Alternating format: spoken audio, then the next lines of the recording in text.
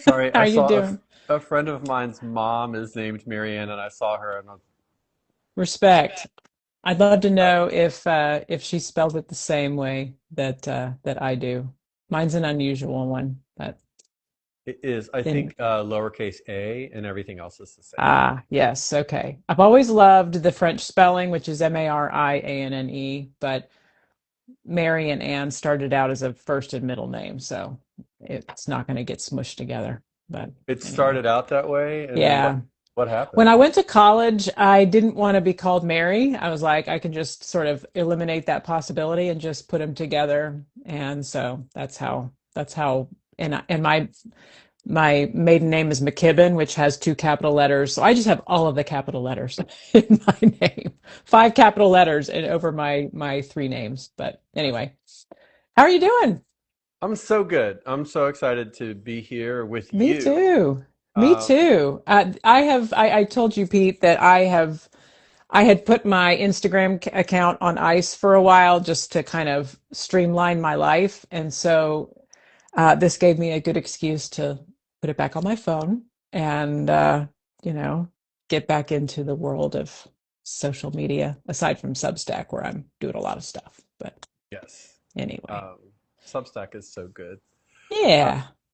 well, everybody, we're so glad you're here. A super special treat for me having read at least one of your books before we ever met. So I'm like a little kid in a candy shop right now, like, oh, so cool. Uh, Same, same.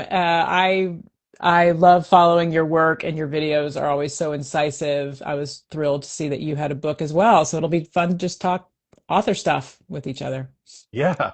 Yeah. Um, so if it's all right with you, I would love to, like, there's a couple of passages, again, everybody, better than normal. And the word is, if you order it now, even though it doesn't come out quite yet, they'll ship it to you. Yeah. I've been getting all of the selfies and texts from people saying, "Look, it arrived." So yeah, it's officially comes out on Tuesday, but it's basically out. And here it is over my there we go. It's like I'm holding it. There we go. Anyway. Well, actually, what what what do you want readers to get out of this book? Yeah. So I wrote the book um, like I write every one of my books because it's a book that I needed to read. And this is something we can talk about as authors. And you, in just a few weeks, will also be an officially published author, although your book is also a physical thing that exists because I saw your unboxing recently.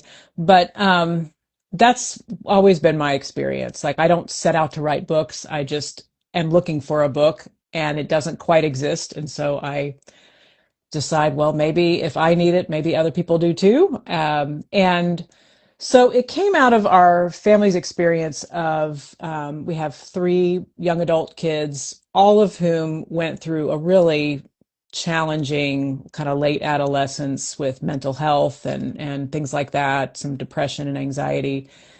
And working through that, you kind of give your kids tools and help equip them for the world. And sometimes that's through therapy and medication and all of these things. But one of the things we also found is just there's a lot about the way that our world is set up that's just not built for the way our kids think and move and are in the world. We've got some neurodivergence in there. We have a chronic illness that we discovered in the midst of all of this.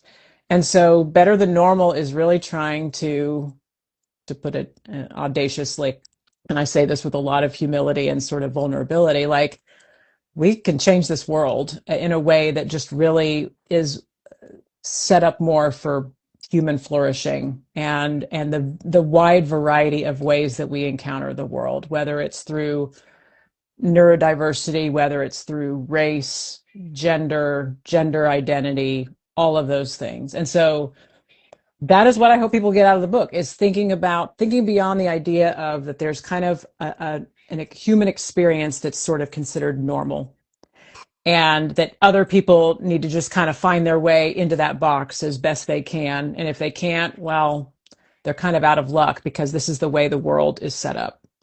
To say we don't need to accept that that's the way the world works. And so that's what I hope people will get out of the book, is kind of just expanding their minds and expanding what our communities can look like.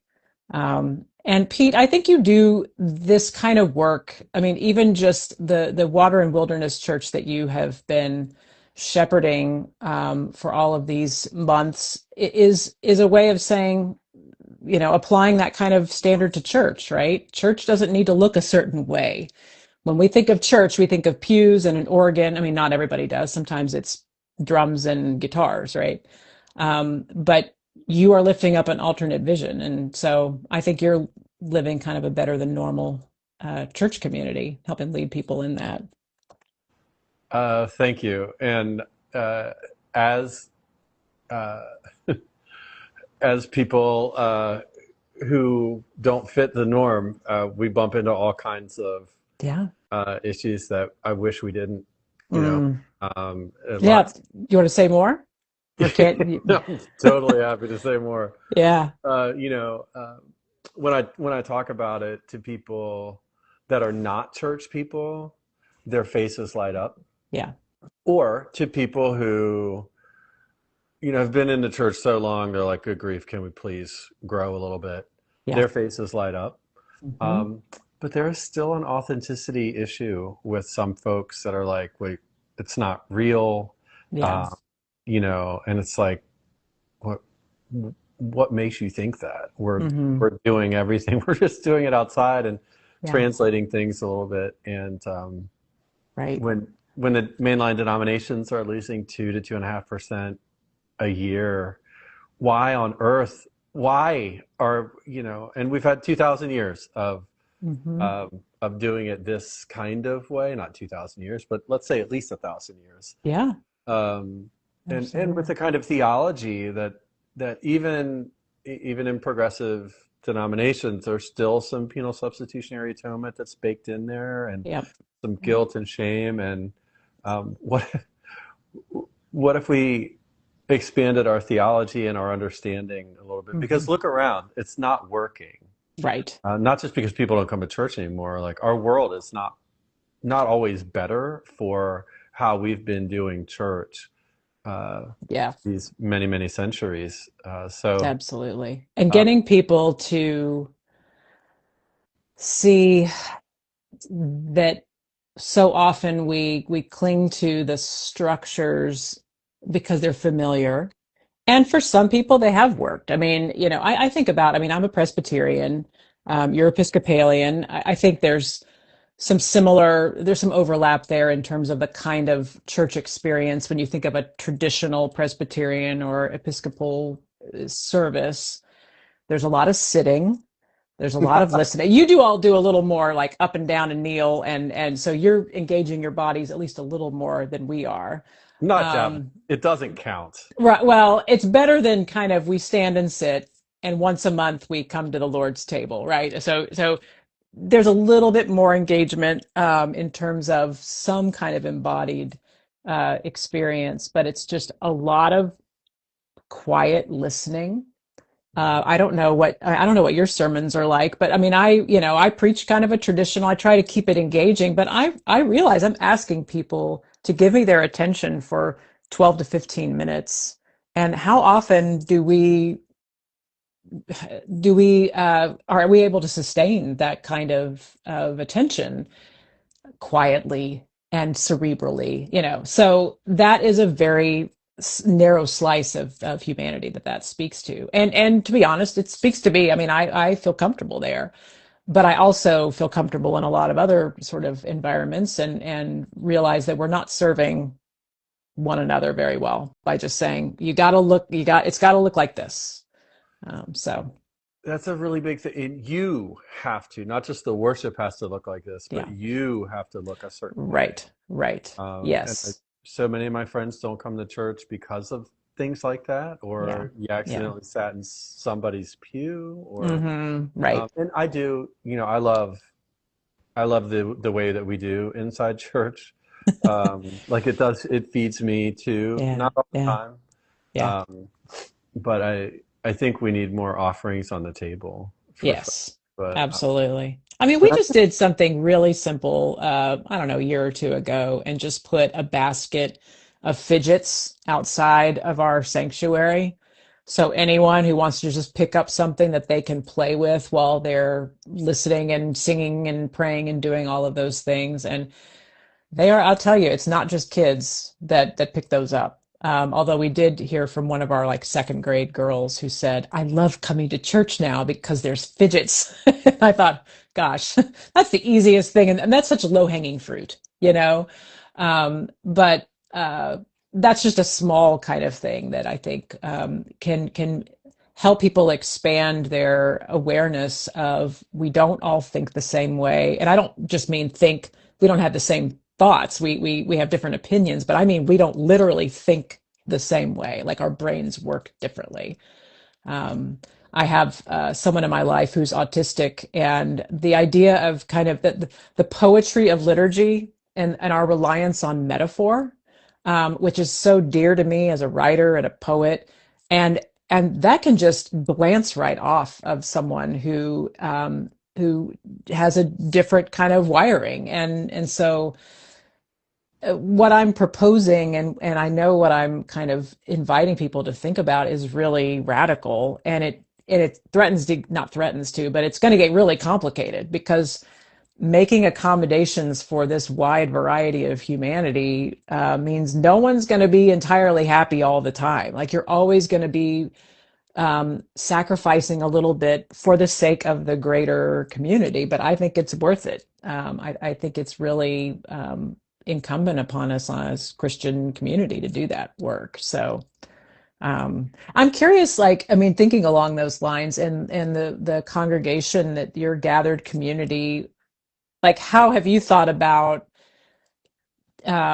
different styles of learning and your own proclamation and that kind of thing? I mean, just, you know, I imagine that you sort of take what's helpful about your liturgical tradition and kind of throw some the rest of it away, you know, like just how what does it look like practically as you try to meet the needs of whoever shows up, and you never know who it's going to be, right, week to week.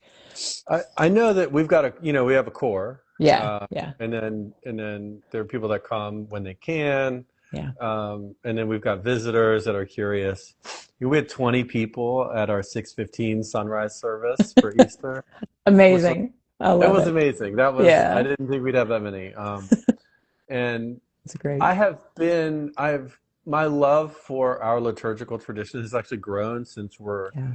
since I've been translating it and Hmm. moving it outside. We're not out of the book just outside. Like we're Uh-huh. very intentionally in a Yeah. wild place, Uh-huh. um, where the wilderness is our Yes. fidget spinner. Oh, love that. So when Yeah. people bring their kids, I tell parents, when, when in your week do your kids have an hour of unstructured time in the woods Yeah. and they can Love just be that. near us? Yeah. They can, Yeah. they can participate as much as they want, or they can throw sticks in the river. Right. And what is awesome? What's better than that? Yeah. And then Yeah. people bring their dogs, and the dogs are digging holes. And then Oh, nature love that. brings what it will to you. So Yes. it's a really vulnerable experience. Yeah. So we're talking about some of that in your book, Hmm. and that things need to change from comfort to curiosity, uh, Yeah. and um, but I really um, love I love that. it's a beautiful expression, and Right. Yeah.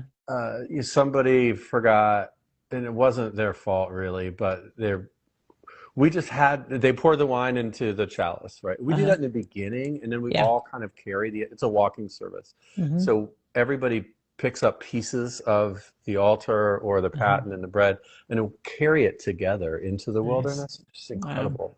And Yeah. some of the stuff, like you and I would be like, whoa. And for everybody else, it's like, all right, I got it, whatever. Yes, Uh, right. but we had more than we thought, so we needed Mm. more wine. Yeah. So um, she's like, I got to go back and get more wine. There's more, and it was like a quarter of a mile down. She had to go Oh, back. wow. It was Yeah. just all part of it. So while she's gone, Yes. we're talking, and then suddenly like there's an expansiveness to what counts as worship, and Yeah. and that liturgy. I've the story in your book about this sort of high Anglican or this high church Yeah. style where the person had to go get the Yes. water for the Yes. baptism, Hmm. and and then apologize later. Like, I'm so sorry that like it Yeah. has to be perfect. I'm like, one of my mentors said the liturgy doesn't start until something goes wrong.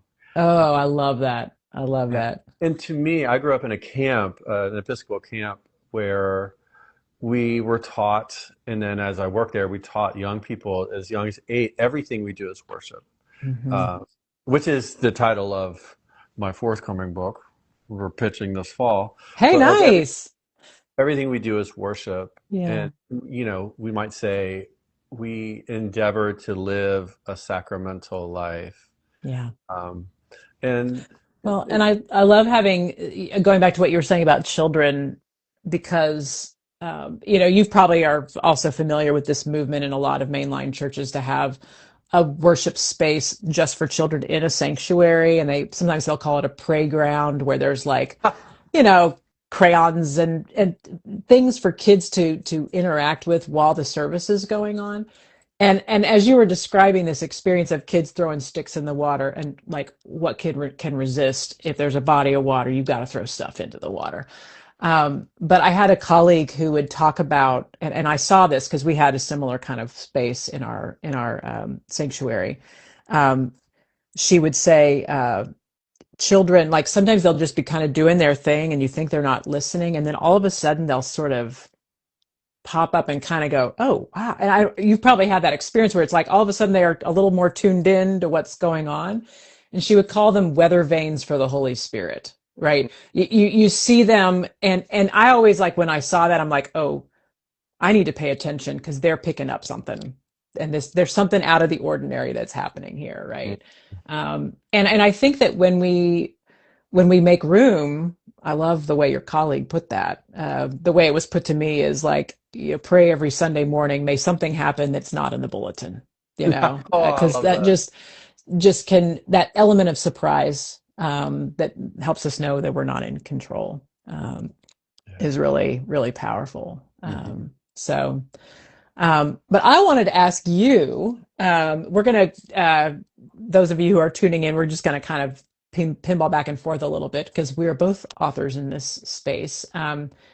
But as you were, I loved the story. I've only just begun because I got your book last night, so I'm making my way through it. But the story that you told of the young woman who you taught to cast a line, and you were a little, she did it for a while, and it's kind of sort of awkward because she's learning how to do it, and you're like, at what point is she going to be like, okay, I'm done? And it just lit her up. And I think that's where you had invoked Howard Thurman, and I love that quote about coming alive, right? Yeah. Um, was that the kind of beginning, or I'm curious where what's the origin story of the book that you wrote, the Catching Hope? How did that kind of come about? So I grew up fishing. Yeah. I'm in Sterling, right near where you are, Uh-huh. and but hadn't done it for a long time. During COVID, my dad and I are sitting on the couch, getting fat, being sad. Yeah. He's like, we got to fish our asses off. This year we're gonna fish our. I So love and it. then we started. So we went back. So I went back to this thing that, and at that point I was ordained, and I'm like, oh my God, this whole thing is a Hmm. spiritual practice. Hmm. So about hope. And Yeah. there's lots of like, and then I found out like, oh, other people wrote books about fishing, and they all talk about hope too. Yeah. But I'm a priest. I Hmm. track that differently, Yeah. and then this anticipation, Right. and I just kept feeling this like, oh, I recently diagnosed with ADHD, had it Hmm. my whole life. Yeah. It makes sense. That's why I didn't get into Duke. I You couldn't know, finish anything. that awareness is so, sometimes it's like, if only, do you wish you'd known that decades ago? It's like everything would have made so much more sense. Yeah, But it's yeah. like I'm pretty smart, I think, for the average bear, but like it's Yeah. hard to finish, like, oh, Right. that's why I forgot my uniform and have to pray Uh-huh. and all that stuff. Yep. Yep. Um, That's real. but that fishing, Yeah. um, for a person that's neurodivergent, and I don't claim like a lot of neurodivergence, but I Yeah. have ADHD, and Hmm. but there's always something to look at. There's something to be attentive to Uh, there, and then so it like it made sense why I loved fishing so much. But then you're putting yourself in almost in contest with God's natural world. You're hmm. searching for something you can't see, um, and you have to read the landscape Mm. to put yourself in the best position. And you can be in the right spot with the right gear, but if you're I told a kid this the other day when he was fishing out where we have church. He's reeling in too fast, and I said, "Hey, buddy, the fish are on the bottom part of the shad are up in the river right now. It's amazing. Uh-huh. It's a Yeah. festival." And I Wow. said, you're pulling your lure over top of them. They're in the bottom of the water column, so throw out and let it sit for 4 or 5 seconds. Hmm. Then slow your retreat, real slower. But Uh-huh. you can have everything right. But if you're Yeah. reeling too fast, you're never gonna. So Hmm. all of this is just sort of natural. I think about the people that go to church every Sunday, but and just everybody, you need to buy this book. It's so good. Like it's so good. Thank you, Pete. And it really just undoes what our culture, if you've ever thought, I think something's off here, Mm. like this is going to tell you that you're right and then show you Yeah. how. Mm. Um, but we can go to church to check a box, but we're in the right place, but we're Yeah. not slowing down enough. Yeah. Um, and we're missing where the fish really are. And then, Mm. you know, from a church perspective, like, good Lord, we're getting older. Um, Yep. my tradition, yours too, probably pretty white. Yep. Different fish. We want younger fish. We want different kinds. We want more diverse species. You have to, then you have to change your bait, right? Like if I want to catch a Mm. catfish, so I'm Yeah. starting to think about all these things. I'm like, oh, shad like little shiny things. Catfish, you cut a fish in half and throw that out there. You're Yeah. not going to catch a shad with a giant piece of meat. You're also not going to catch a really big fish with really little lures. Mm. So, so Yeah. getting in touch with, in like, how does the church learn how to read the beach, uh, Hmm. and learn how to read the environment and say, let's reverse engineer this. What we're doing now is catching these kinds of fish. Yeah. Um, if we want different, and God bless them, a lot of my people are like, we just got to do the liturgy better. And I'm like, I don't think it's going to Yeah. work. They're not coming in anymore. The church has Yeah. hurt so many people, not necessarily the Presbyterian church Mhm. or the Episcopal church writ large, but they see people that see brick and mortar churches. And of course, it's comfort for me. It's comfort for you, I'm sure. Yeah. But for so many, it's not. So how do we, how do we have to move? Yeah. Like, Yeah. you Yeah. have to move and change what we're doing. And I started thinking about this more and more, as one way. It's just my way, of taking an avocation and saying, there's a whole lot of God right here. Yeah. This, Yes. Yes. and you can't fish Wow. from your couch. Like, you have Yeah. to go outside, Mm. and it Hmm. saves me, Marianne, because I will binge watch some shows. Yeah. Like, I'm embarrassed. Um, And sometimes you got to do that, no, like thank you, permission thank you. granted. Thank you. I mean, But listen, my yeah, dad was an old school baseball, basketball, and football coach. Like, I I got like what you're, and great. He also ran the Episcopal summer camp. Like, he's the Mhm. best. But I got a lot of old school, like, Yeah. power through kind of stuff. I broke my ankle and lied to him and just kept playing. Right. All of that kind of stuff. And I I saw it as an act of hope, and Yeah. something that's saving for me. Hmm. To share that. As you're talking, it just two major kind of areas of my life that are they're pinging that are so similar to the kind of spiritual lessons that you're talking about. One is 2 books ago, the book I wrote about improvisation, which is just the idea of life as improv and what do we do when life does not go according to plan. And everything you just said about fishing it's all improv. Like you get yourself ready. there's getting the tools or your scene partners or whatever, and you listen. I mean, paying attention is the most important skill in improv. People think it's about being funny or being quick on your feet, and it really is about paying attention to your scene partner, paying attention to what the audience, if you're in front of people, are responding to. And also you can do everything quote unquote right, and it just kind of doesn't hit. I mean, it's just like that sometimes. And worship, the same thing. Like I'm sure you've had this experience. A sermon that you think's really going to land with people is just like, eh. And then the ones you just slap together because it was one of those weeks, and people are like, oh man. And that's annoying. That's like I It's wish I like, had those 6 hours back. I know, right? I could have just thrown this together. But the other thing that I'm thinking about, and I just started. We have I live in Reston, Virginia, and they have community gardens that you can sign up for. So I have a little plot. This is my third summer to be planting, and I just put some seeds in the ground a few days ago. So I am a mediocre gardener at best. I mean, I tell people, they're like, "What do you grow?"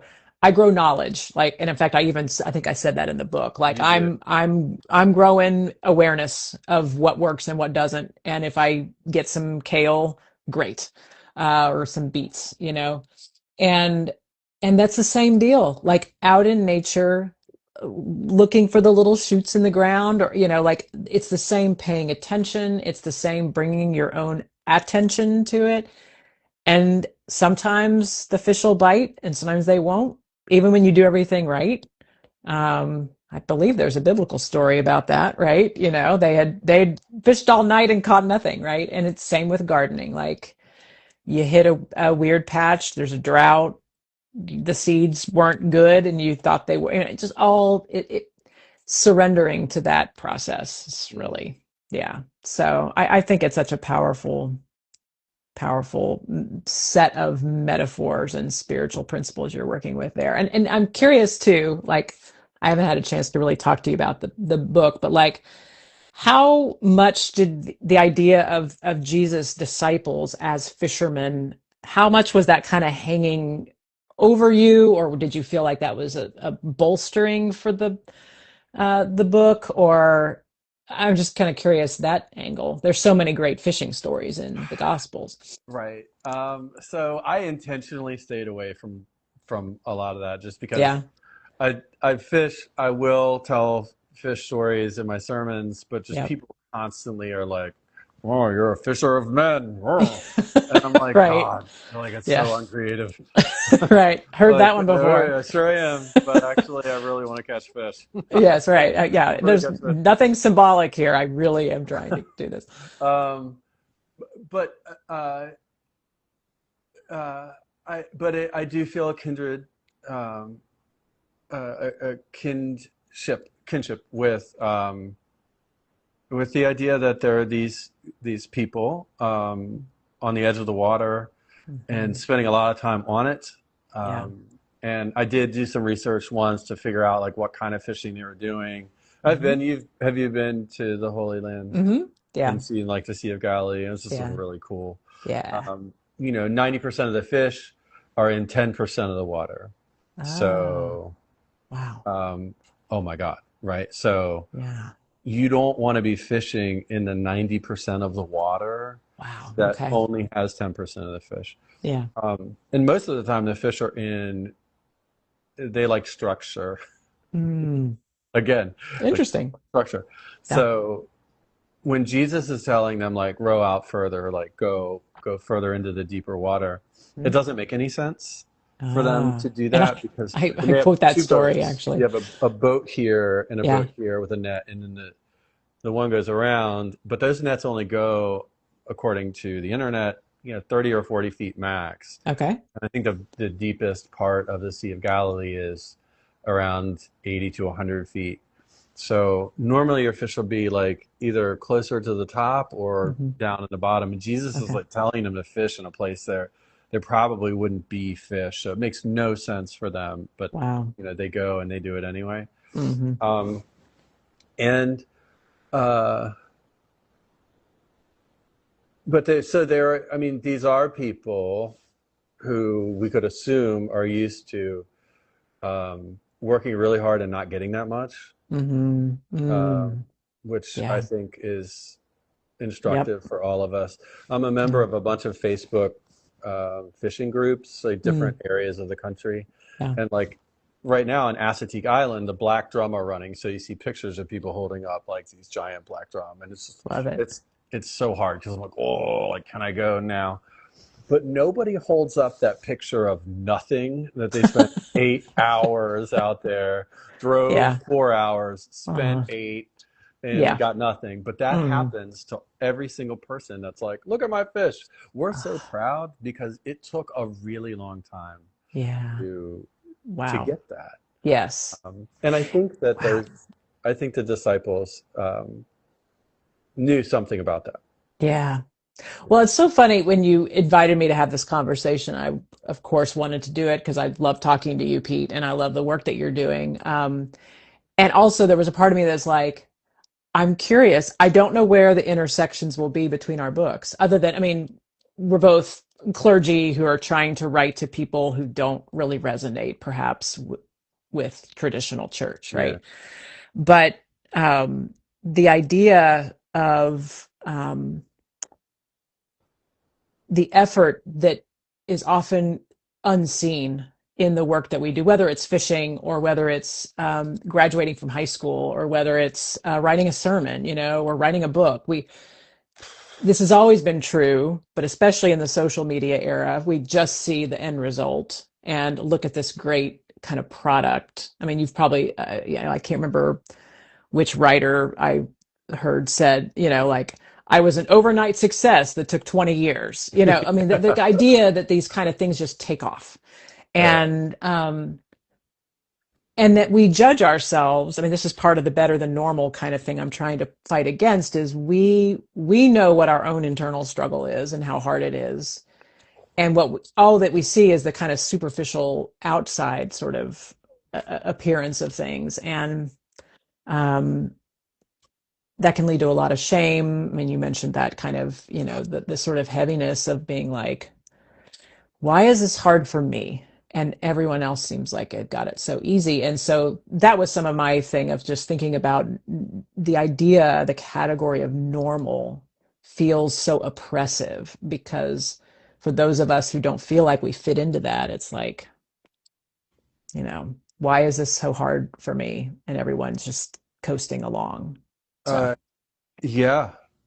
Um, that I'm thumbing through fine. I could tell, I could tell. Um, and it's just it is such a comfort to hear you write about that. And I Yeah. think, I'm in middle age as a 48-year-old. Same. And you get to this point and it's like, I thought this would be easier. Yeah. Yeah. And no Yeah. one is, I talked to the dean of a cathedral once, and I was like, she's like, yeah, I don't know what I'm doing. I'm the dean of the cathedral. Yeah. That we Yeah. should tell people. Right. It's like, we can't. I was like, we should tell the young people so they're not surprised. She's like, we can't Yeah. tell them. We can't tell them. They need to think somebody hard. But this Yeah. thing about normal, and Hmm. um, Yeah. I will still slip a lot with my language, but I really think, don't you, that like everybody is chasing this Hmm. mirage. Yeah. Yeah.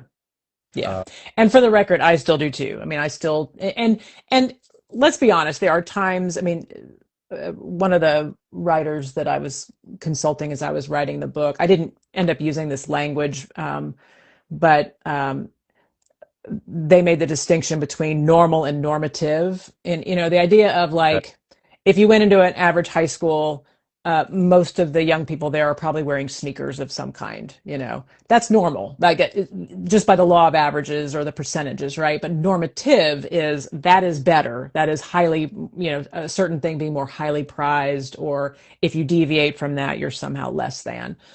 So that's kind of the way I think about the use of that word. But as you know, if from reading the book, I mean, Yeah, who said adulting is so overrated? Oh my gosh. Well, and as you're talking about the dean of the cathedral, I Yeah. remember talking to like a woman who was pastoring a church, very large church, and at the time that was still pretty unusual in my denomination. And she said, I feel like I'm always 15 minutes from abject embarrassment. I mean, like it's kind of living right up against like I don't know what I'm doing, but I still have to do it. And how like I mean, I can relate to that, in a lot of ways. But the other piece that I wanted to say that you made me think of is, and this is talked about in the book too, because I'm really trying to do a societal and cultural critique Mm. in addition to like thinking about as an individual, how can I expand my view of normal? But like, there are so many people who are toiling away and are like, why is this? And I'm going to put this in big old fat air quotes American dream. Why can't I access this? Why is this out of my reach? And it's not because of them. There's systems and structures that are not built for broad-based human flourishing. And I get depressed when I think about what it would take to change those. But I'm like, well, at least I can speak to my little corner of the world and maybe we can start changing right where we are, some of those assumptions and structures. So Well, we can. yeah. And like even if we knew that we couldn't, Mm. what better thing to do than to try to change it anyway? You're singing my song, Pete. I mean, Um, yes, hey, I, can you yeah, so yeah, can I ask you a question? yeah, So this is actually in the individual part of the book, uh-huh, but yeah, um, I think it relates. You're talking about um, comfort, and I think mhm, part of it is like the people that benefit. yep, It's really uncomfortable today, and new stuff is uncomfortable. yep, yep, Um, yep, but there's also this real yeah. grip that they have on. Yeah. While you're getting yourself oriented, for folks who haven't seen it yet. So each chapter, there's 6 chapters in the book, and each one moves from a kind of value of normative culture. The name book is better than normal, um, to a transforming value. So moving beyond certainty, and that things work a certain way. And that gives way to curiosity. When we can let go of certainty and move into curiosity, we can open up the world for more variety of human experience. And what you're quoting is the section on comfort, and the antidote to comfort is courage. To say I don't need everything to be set up for my own comfort and my own satisfaction and my own preferences, but I can have courage and resilience to say this feels odd to me, but I'm going to be okay. So anyway, yeah, go ahead with what were you?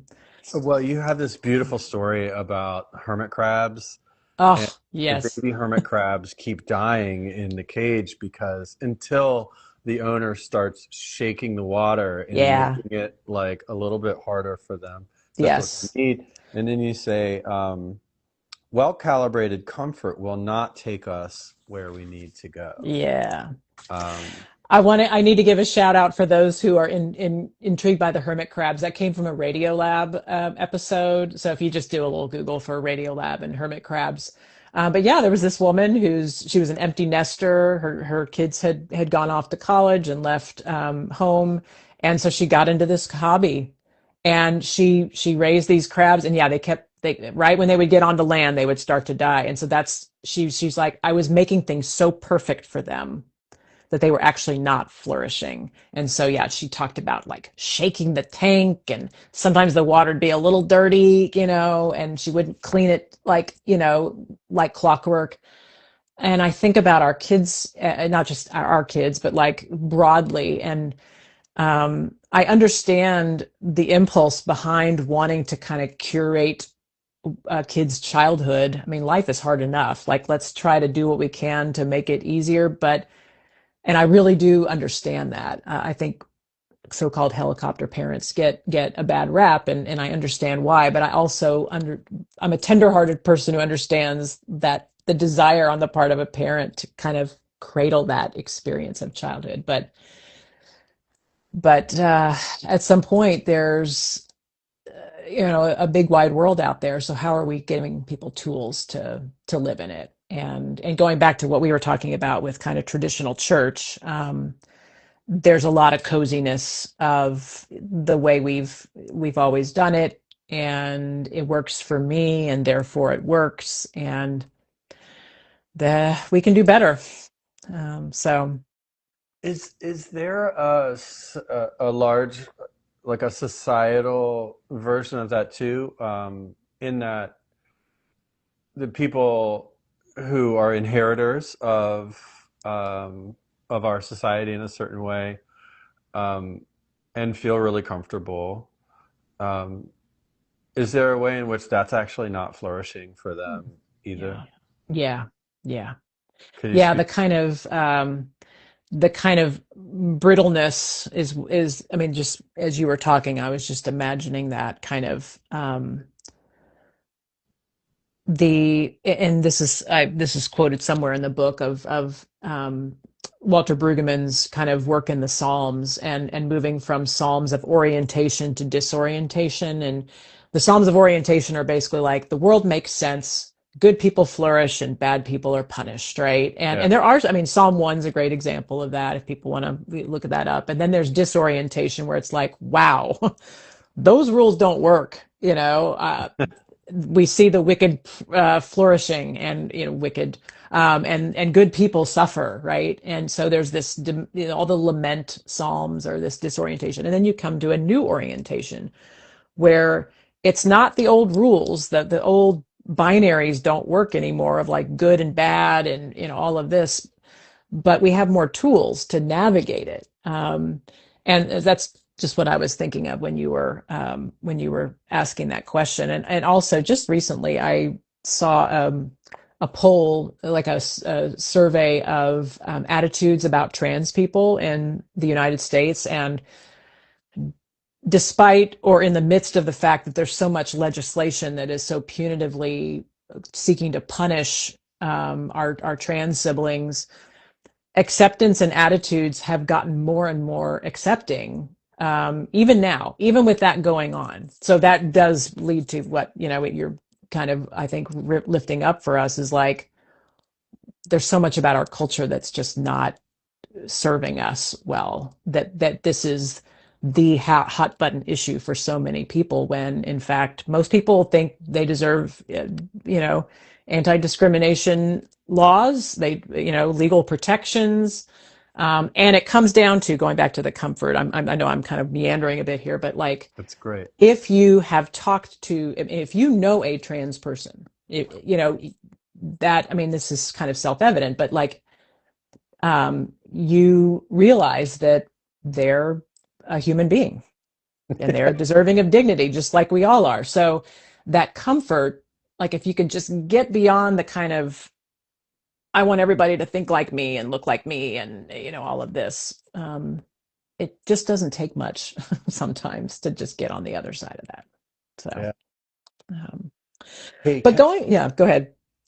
Go ahead. um, I was gonna change lanes. So go ahead. um, I think that people are wanting to know how to buy your book. I have another question too. But how do we buy your book? Yeah, it's available at Bookshop or good old Amazon. All of the online retailers. It's published by Erdmans, which is Eerdmans. And you can get a discount on that. So if you use the code normal40 and buy it from Erdmans, if you're buying for a U.S. Ad shipping to a U.S. address, normal40, you can get 40% off. So thank you for asking that.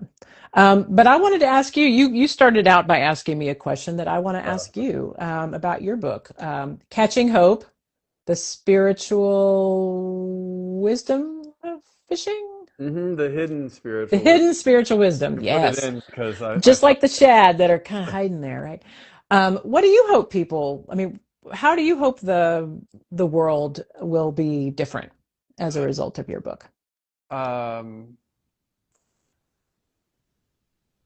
I I really have always been put in touch with people who are spiritual but not religious, Hmm. or nature's my church, Yeah. or I'm never going to do that anymore, church stuff. And Yep. what I really am hoping to do is to give people some religious and hooks, Hmm. and to really um, to to meet people where they are. And this is a book that's not for fishermen. It is. Yes. It is. Excuse me. If you have fisher people in your life, buy this book. They'll love it. Yes. There's great stories. Brian McLaren wrote a nice little blurb for it. I know. I'm gonna have to repent of my jealousy for that amazing endorsement. Sorry. I'm putting the code into the chat Great. there. Okay, yeah, go ahead. Um, so it absolutely is for fishermen. And on that side, a lot of those people may not be super religious. Yeah. So it's like, but we all know that something happens on the edge of the water. And that sound, according to our tradition, is the oldest sound in the universe. Yes. Is moving water. Um, Yeah. so hey, this is how the church feels about Mhm. what you're Mhm. doing, and Yeah. affirming that all of this is just so deeply holy, Yeah. and it's just fun as hell. Um, Yeah. and then for church people and spiritual people that don't fish, um, here's a way to look at the world Hmm. through the eyes of a fisher person. And I Yeah. use fishermen in the book exclusively. And in the beginning, I think I say like Yeah. we're using this in a non-gendered way. Yep. But um, but with the rise of AI and the internet and our Hmm. phone, um, I think we're losing a sense of wonder, Yeah. um, and awe. And these are real things that happen when you go outside to the edge of the water. The predictability, going back to comfort, Yeah. the question that parents a lot of times have, and all of us in certain ways, what if something happens? Hmm. And my question is, what if something doesn't happen? Golly days, right? What Man, yes. happened? Yeah. And so this book uses fishing as a launching point to Hmm. talk to people about where and how to find God in their Hmm. lives and in the mess, and hopefully give people permission to live messy lives, Yeah. because they Yeah. are. Yeah. But also they're beautiful. Yeah. Um, Well, it won't surprise anyone who has tuned into this live stream who's followed your work that it's just a very readable. Uh, I mean, I have never, I've maybe fished a couple times, but I felt very included, but oh, also was able to peek into a world that I don't I don't inhabit. But it just really carries you along. I mean, it has all of the good kind of personal touches. I mean, again, I'm only a couple chapters in, but like good touches of a good memoir where it's very personal, but it also, and I think, I mean, you've probably heard this too, like the more specific you are as a writer, the more universal the work ends up being because those details are can give unlock something in people's own experiences where it's like, oh yeah, I've had that experience even if I haven't had that experience. mm, I have to ask Beverly's question here. What about people who are religious but not spiritual? Um, oh. yeah, I mean, I think that's some of the clinging to forms, right? And I think sometimes spiritual gets kind of wrapped up in some kind of woo woo stuff that for some people is not like, I mean, I love the woo woo, like bring it on. Um, so I don't know if Beverly, you're meaning that in kind of a like the church feels kind of dead because people are sort of wedded to these forms, but there's nothing underneath it, or do people find comfort in the liturgy and the ritual in a way that really becomes really dear to them, so I think it could kind of go either way. But I don't know if you have any thoughts about Yeah, that great question. definitely got some thoughts. I mean, one of them is, it is hard to do this whole thing. Yeah. It is just hard to do all of it. Yeah. And um, so that's number one. And Hmm. whatever reason people come to church, I'm glad they're there most of the time. Like You're glad sometimes, most of the people are there most of the time. uh, but what always There's happens always a few. for me is that when people come to the altar, and this is the along with like preaching full length sermons in your 12 to 15 minutes, I gotta cut mine down. But um, when people come to the altar and they offer their hands up, that moment right there for everybody, I think is a place there. But then if you try to do, I did this. I was the interim rector at a great church, and I really loved everybody there. And I wanted to decorate the nave Hmm. before Easter Sun, excuse me, before Christmas Eve. So Uh, it's like, all right, I get it, but we're spending a lot of money on poinsettias that we're going to see once yeah. because ain't nobody coming to that Hmm. Sunday service after Christmas. Yes, the Sunday after Christmas. Yeah. And like, what if we could do it in just sort of like a little bit this Sunday and a little Yeah. bit more and whatever. And we did it, but there was Hmm. some. It was we're going against culture. You can't do Yeah. it that Hmm. way, and Hmm. if you do it this way, then somehow God will not be present. Again, that's why I've started an outdoor church because I know we're going to have those issues Yeah. in a different way. It's Yeah. really hard to get away from them, but I do think that a danger of highly liturgical traditions that do things the same way every time, it's just so good. It's so Yeah. good. Yeah. And Yeah. um, we can confine God to within Hmm. these walls, to how we do this. Yeah. And um, I really wish that we didn't. Uh, Yeah. and then when something goes wrong, God will show up. Yeah. That's right. That's right. Amen to that. Well, I also want to let folks on here know that, and thank you so much for hosting this and inviting me to. I have never done a Substack, I mean, an Instagram live. I do Substack lives all the time. So thank you. I've now had that experience. But I will be hosting Pete at the end of this month. So for those of you who follow Pete on Substack, or maybe you can let your followers know here. I think it's on the 28th of April. Let me check. Um, Buddy and I have a podcast and a conversation we do called Pop Culture Pastors Hour, where we talk about where we see the spirit at work. In our most recent episode was about the pit, and why the pit really needs chaplains. But Pete's going to be with us on April 28th at 3 p.m. There will be replays available, and you can post that on your own Substack as well. And our topic is um, pop culture that talks about nature, or our favorite kind of movies, books, TV where we see creation as a major theme. And we thought that would be a great way to kind of um, let people know about your book. And also you can talk about your water and wilderness church work and all of that. So pop culture, nature and pop culture at the end of the month. And we'll be happy to That host you sounds there. I'm so excited. Now, Yeah. how do people follow you on Substack? Yes, so let me put the name of my Substack in if people are interested. If you search for, it's called the Blue Room, and I think if you search for Blue Room Marianne, you will probably find it. Yeah, And I invite you to follow there if you wish.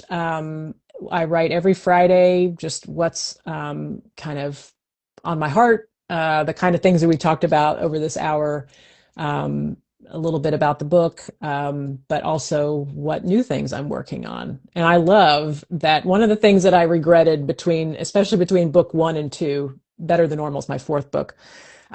It took a long time. Like I think the first one came out in 2012 and my second one came out in 2018. And I love that you already are thinking about what your next book's going to be, Pete. So I think that's a great way to keep the churn going. So Thank you. And everybody, just this is so good. thank you. It's And so good. catching hope, catch some hope. Got some So hope. Who there needs it it? is. We all do. Great Uh, cover, by the way. Did you get to oh, like, did they give you like options for the cover? What was that? What was that like? not really. Yeah. They were like, "Hey, here it is," and I actually didn't like it. Ah. But almost everybody else is like, "Oh, we like it." So there was, you know what? No one told me, and I read, bird by bird, Hmm. um, but I didn't know how how up close a view I'd get at all of my insecurities and like every piece of. I mean, it took me a couple of years to write this Yeah. because I got there. I was in the doldrums. Like there was no Yeah. wind. I couldn't do it. And you just write a sentence and you're like, this is garbage. Yeah. This, Yeah. who cares? I Hmm. don't even care. Yeah. Yeah. And I realized that that's a part of the writing process. So looking forward to that again. Yeah. Well, you emailed or texted me a couple times over the last few months, like, is it normal for me to feel completely out of sorts and insecure? I'm telling tales on you, Pete, but like I'm like, oh, welcome to authoring.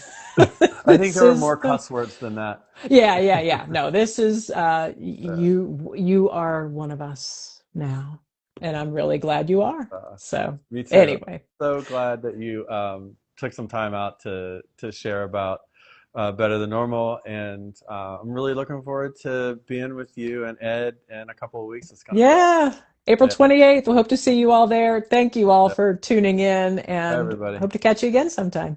All right, for sure. Bye. Bye.